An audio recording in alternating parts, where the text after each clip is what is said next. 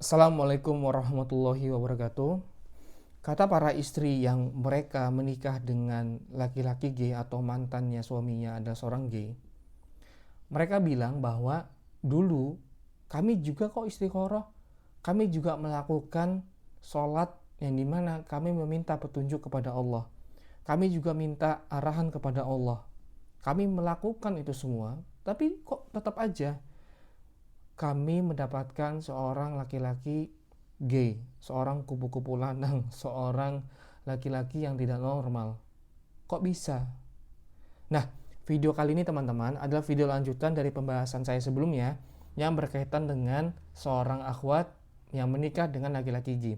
Untuk teman-teman semua yang belum nonton di video sebelumnya, silahkan ditonton dulu aja. Nah, kemarin saya juga bilang, rata-rata perempuan yang menikah dengan seorang gay adalah akhwat yang mengaji. Akhwat yang mungkin datang dari pesantren atau akhwat yang memahami agama. Pertanyaan kalian adalah, kalau benar mereka akhwat yang sudah mengaji, akhwat yang dari pesantren, seharusnya mereka punya kedekatan yang berbeda dong dengan perempuan-perempuan lain kepada Allah. Seharusnya Allah bukankah menjaga mereka lebih istimewa dari perempuan-perempuan lainnya? Tapi kok tetap aja mereka mendapatkan laki-laki yang mendatangkan petaka dalam rumah tangganya. Kok bisa? Oke, pertama saya menjelaskan dulu ya terkait apa yang belum saya katakan di video sebelumnya. Benar, apapun ikhtiar kita, apapun usaha kita, itu tidak menutup kemungkinan kita tidak bisa membongkar si laki-laki ini atau si calon ini apakah dia seorang straight atau seorang gay. Benar, kita nggak bisa. Kita hanya bisa berikhtiar semampunya. Yang bisa membongkar sandiwaranya dia, makarnya dia, kemudian kebohongan yang sedang dia tutupi itu, ya cuman Allah. Allah lah satu-satunya pihak yang bisa kita andalkan. Allah lah satu-satunya pihak yang bisa kita gantungkan harapan kita. Kita sebagai manusia tetap punya blind spot. Kita tetap punya titik buta yang nggak bisa kita lihat dari calon laki-laki yang ada di hadapan kita. Ketika saya bilang, coba ditanya pendapat dia terkait LGBT. Kalian ada yang komen, loh, ada loh LGBT atau laki-laki gay yang bisa sehalus itu menjawabnya dan semeyakinkan itu. Ketika saya bilang, oke, cek aja HP-nya. Lantas kalian mengatakan, ada loh laki-laki gay yang sudah mempersiapkan itu semua dengan begitu rapi. Oke, itu sahih, benar, itu benar. Oleh karenanya, kalau teman-teman meyakini hal itu, berarti seharusnya teman-teman juga meyakini bahwa berarti gak ada daya dan upaya selain pertolongan dari Allah. Ya kan? Kalau teman-teman meyakini bahwasanya mau ikhtiar seperti apa, ujung-ujungnya ya kembali lagi. Kalau misalkan Allah nolong kita, ya pasti akan dipermudah dan akan ditunjukkan. Oke, kita sepakat. Pertanyaan berikutnya, berarti gimana caranya agar kita semua ditolong sama Allah, kita tahu bahwasanya calon pasangan kita ini gay atau enggak, ya enggak? Berarti kita baca hadis. Kita lihat apa yang hadis katakan. Rasulullah Shallallahu Alaihi Wasallam bersabda, "Ihfadillah yafadka, ihfadillah tajidhu tujahak."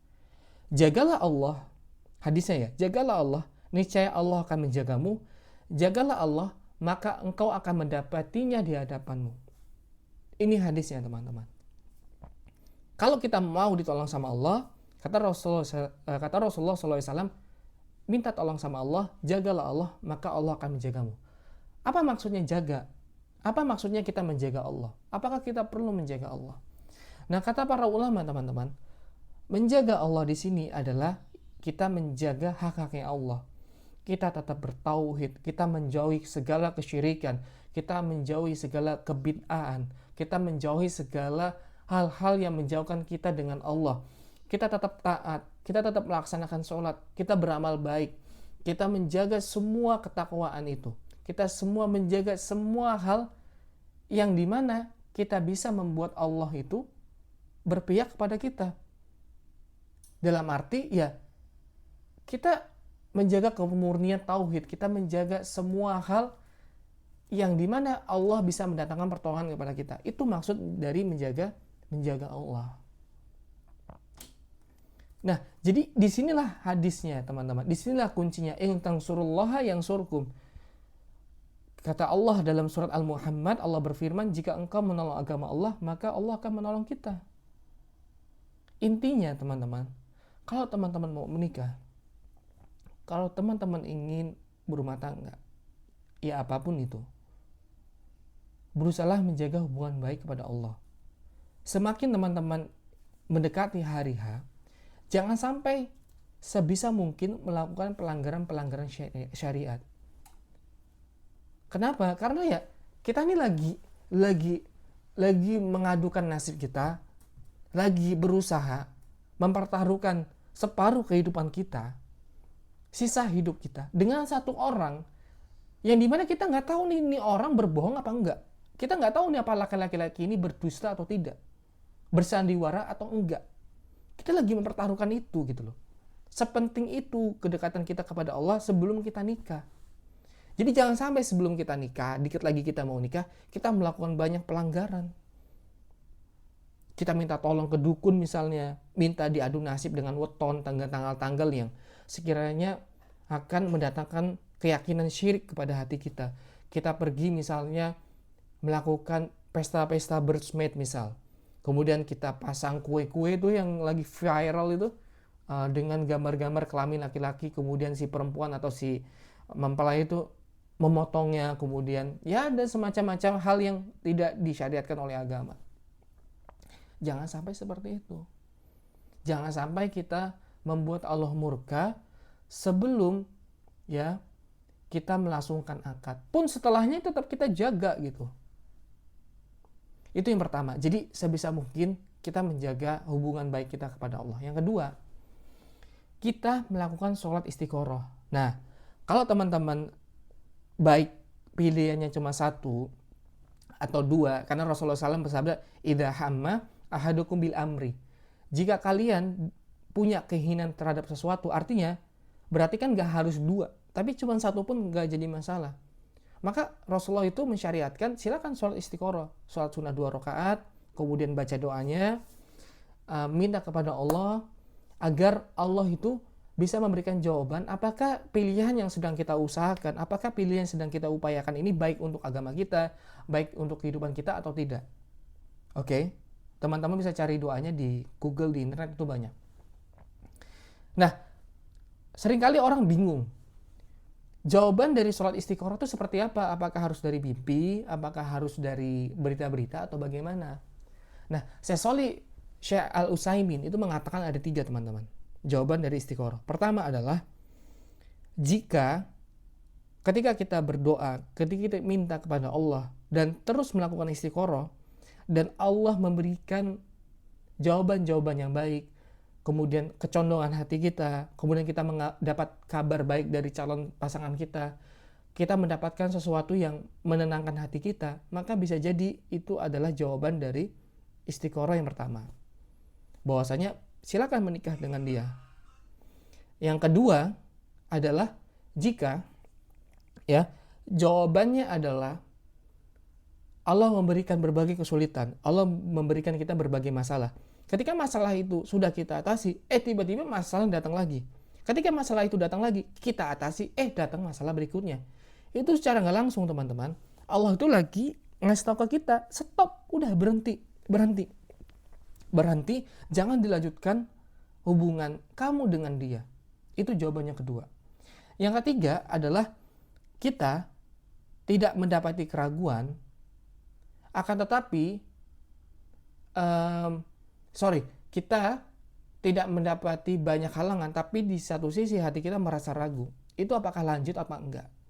Jadi nggak ada halangan sama sekali, tapi hati kita ini kok ada keraguan ya, kok ada sedikit kayak kekhawatiran gitu. Lihat dulu, apakah orang yang teman-teman istiqorohkan ini baik? Apakah orang-orang yang teman-teman istiqorohkan ini punya kesolehan, punya karakter yang teman-teman suka gitu kan? Kalau semua mayoritas itu adalah kebaikan, maka lanjutkan aja sama dia. Kalau sebaliknya, kalau justru tidak, maka jangan dilanjutkan. Jadi lihat dari 3 hal itu. Dari 3 hal yang dimana jawaban-jawaban itu mengarahkan kepada apakah itu mendatangkan kebaikan-kebaikan, berita baik atau kemantapan hati, atau justru ada masalah, atau justru nggak ada masalah tapi menimbulkan keraguan. Itu jawaban hakikat dari istiqoroh, bukan dari mimpi. Nggak selalu datang dari mimpi, teman-teman. Dan disinilah masalahnya. Disinilah masalahnya. Orang yang istiqoroh seringkali gagal menangkap petunjuk dari Allah karena mereka sudah jatuh cinta terlalu dalam kepada orang yang dia upayakan ini. Saya pernah baca pengalaman orang yang menikah dengan G ya. Saya pernah baca, dia cerita bahwa benar, dulu saya denial, dulu saya menyangkal. Saat itu saya pernah melihat postingannya di Facebook, nge-like postingan video porno antara laki-laki dengan laki-laki. Ketika saya tanya, apa ini? Dia bilang, dia nggak sengaja kepencet dan demi Allah dia nggak akan mau mengulanginya lagi. Padahal di situ Allah sudah memberikan setidaknya sinyal-sinyal kepada si perempuan. Tapi karena dia merasa, oh karakternya baik, dia soleh, kemudian si laki-laki ini melakukan sandiwara yang luar biasa. Tapi tiba-tiba Allah kirimkan berita bahwasanya dia pernah melike postingannya seperti itu dan dia bersumpah nggak akan melakukannya lagi. Kemudian si perempuan ini merasa kayak, oh ya udahlah, dia udah sumpah, dia sudah bertobat gitu. Dia mengabaikannya.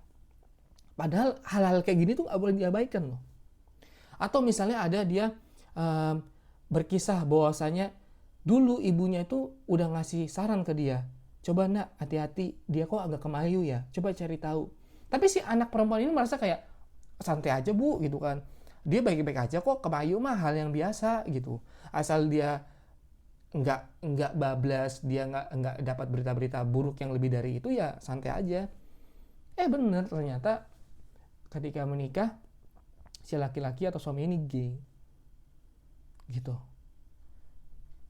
Jadi sangat saya sarankan untuk teman-teman semua di sini, ya, entah laki-laki, entah perempuan, sinyal dari Allah itu pasti datang, pasti datang demi Allah. Sinyal dari Allah itu pasti datang.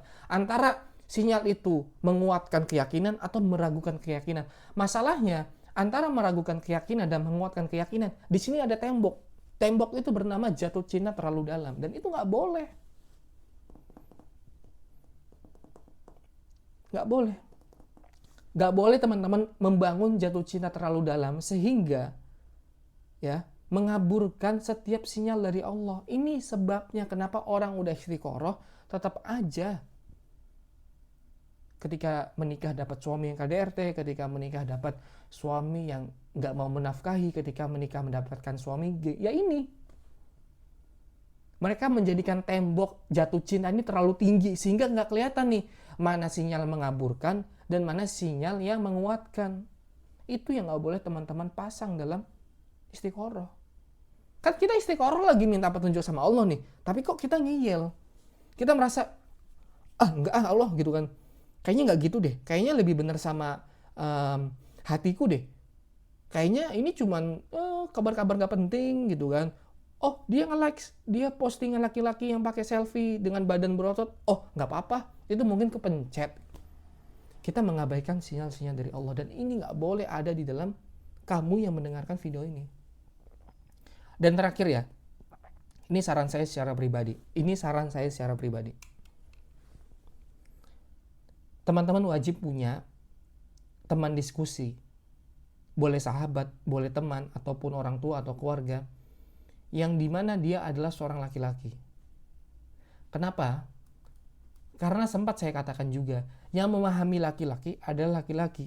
Yang mengerti laki-laki ini normal, laki-laki ini kasar, laki-laki ini punya potensi menjadi seorang gay adalah laki-laki. Minta kepada mereka, tanya, Mas, Pak, Dek, Kak, ini kalau calon saya rangkul-rangkulan fotonya sama laki-laki begini di story-nya, wajar nggak sih? Lazim nggak sih? Sambil meluk pinggangnya begini? Tanya sama mereka. Mereka lah yang tahu pergaulan laki-laki itu seperti apa. Mereka lah yang memahami, oh ini laki-laki nggak normal. Mereka akan bilang, ini nggak masuk akal, nggak normal. Harus cari tahu dulu nih, hubungannya apa? Kok bisa laki-laki rangkulan pinggang begini? Meluk dari belakang. Mas, mbak, laki-laki atau calon saya ini sering ke gym. Kalau sering ke gym, dia bareng sama temennya. Kemudian kadangkala ketika lagi weekend katanya sering nginep di rumah temannya. Nah, cari tahu itu wajar nggak nginep berhari-hari. Kemudian sering ke gym bareng, begitu dekat hubungannya. Sampai kalau misalnya katanya kalau nggak seminggu ketemu sama dia merasa kayak hidupnya hampa. Wajar nggak? Tanya sama teman-teman yang lawan jenis. Gitu, oke teman-teman. Jadi tadi saya jelaskan ada 3. Pertama adalah jaga hubungan baik dengan Allah. Yang kedua, jangan masang barrier bahwasanya kita jatuh cinta terlalu dalam sehingga mengaburkan antara sinyal dari Allah yang menguatkan baik yang mengaburkan. Dan yang ketiga, punya teman laki-laki yang bisa dimintain pendapat siapapun itu. Ya, siapapun itu, nggak apa-apa. Asal teman-teman menjaga batas pergaulan. Dalam kitab Al-Isbah, Rasulullah itu juga punya 2000 teman perempuan, dalam arti punya pergaulan. Dalam arti berarti perempuan boleh dong bergaul dengan laki-laki, nggak apa-apa berinteraksi. Karena kadang-kala para awat ini bilang begini, Mas khawatir fitnah ngomong sama laki-laki, khawatir nanti menjadi bahan gunjingan orang. Ya ngobrolnya jangan berdua, jangan berkhalwat, ngobrol tempat umum aja, di sekolah, di kampus, di kantor. Ngomong sama mereka, ngomong sama teman-teman kantor yang laki-laki semua nih. Kalau perlu tanya sama atasannya. Ini saya punya calon pak, kalau laki-laki begini normal nggak ya? Nggak apa-apa teman-teman, tanya. Kamilah yang mengerti. Laki-laki ini normal apa enggak? Kami yang mengerti. Karena kami laki-laki. Kami tahu bagaimana laki-laki bergaul, berbicara maupun bersikap. Tanyalah kepada kami. Ya, selain minta pertolongan kepada Allah. Demikian, Assalamualaikum warahmatullahi wabarakatuh.